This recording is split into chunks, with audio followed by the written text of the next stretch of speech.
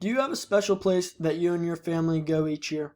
My name is Luke Weingart, and I will be talking about how my family and I have been going to the Hall of Fame festivities for as long as I can remember. Over the years, I have seen it grow into the beautiful monument that it is today. To start, I would like to begin by giving some background about it. The Pro Football Hall of Fame was officially opened on September 7, 1963. The Hall of Fame is located in Canton, Ohio for a few different reasons. The first being that in 1920, the American Professional Football Association, which later became known as the National Football League, was founded in Canton. Another reason being that the Canton Bulldogs were a powerhouse and had several great players.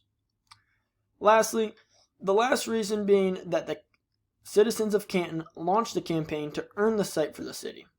Over the years, there have been big and small classes, but they average roughly about 5 new inductees per year.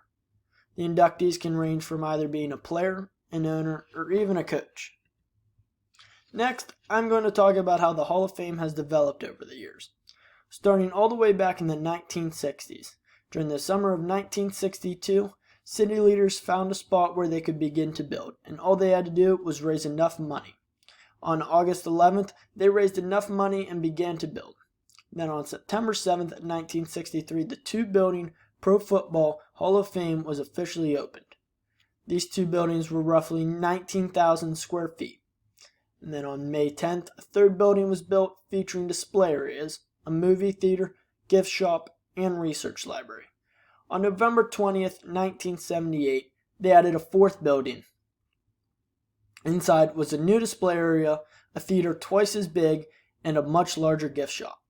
Then in July of 1993, the Hall of Fame's third expansion would add a fifth building and increase the square feet by roughly 64%.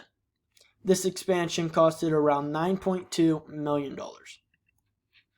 Continuing on October 1st, 1995, the expansion was complete. This expansion was the most electrifying expansion they have had yet, but they're still only getting started. With their attendance and business doing so great, they continue to expand. In 2008, they have had another renovation that results in 2 new art galleries, and they also decide to put in turf practice fields all around. Later on in 2010, they decide to do the largest expansion project in Hall of Fame history. This project is called the Future 50 Project, and it is a $27 million project. The goal is to have this complete by 2013, so it is available for the 50th anniversary of the Hall of Fame. To this day, they are still trying to expand, and they have great visions for what the Hall of Fame brings and means to Canton. Now that I have talked about the history of the Pro Football Hall of Fame, I'd like to talk about some of the experiences that I have had. Ever since I was a little kid, my family and I have attended the Hall of Fame game, luncheon, and dinner. To start, I would like to talk about the Hall of Fame game. This game is an annual preseason game that kicks off the Pro Football Hall of Fame festivities. This game also marks the start of the NFL preseason. Even though the game is played on Canton McKinley's field, it makes it feel like a real NFL atmosphere. Next, I would like to talk about the luncheon, which is personally my favorite part about the whole weekend. At this event, you sit at a table with about 8 other people.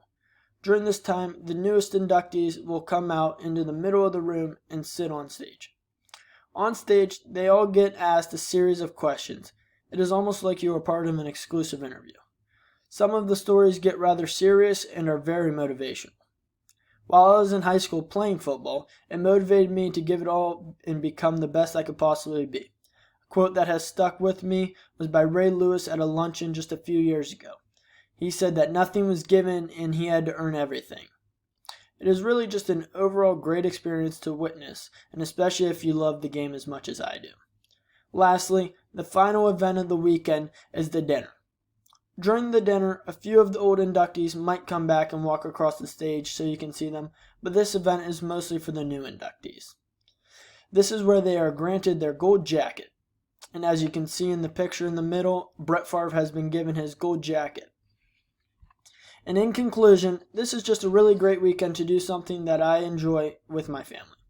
Over the years, it has become a tradition to go. I hope that you and your family have a special tradition just like I do. and here are my references.